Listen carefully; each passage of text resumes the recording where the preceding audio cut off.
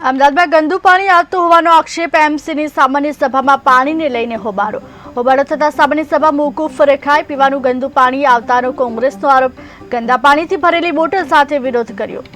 એમાં એમના ભ્રષ્ટાચારની પોલ ખુલી જવાની છે। એમના જે કરોડો રૂપિયાના ભ્રષ્ટાચાર એમને પ્રી મોન્સૂનના નામે, ડ્રેનેજના નામે ગંદા પાણી જે અમદાવાદ શહેરને પીવડાવી રહ્યા છે।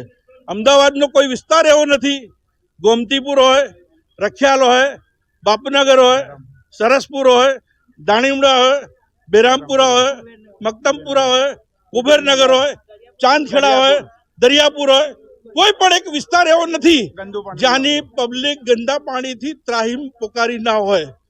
આવા સંજોગોની અંદર જ્યારે તંત્રને ભીસમાં લેવાનું હોય ત્યારે મેયર તંત્રની બચાવ કરતા હોય અને અમુક સભ્યો તંત્રની બચાવ કરતા હોય એવું કૃત્ય કરીને આજે જે પ્રાણ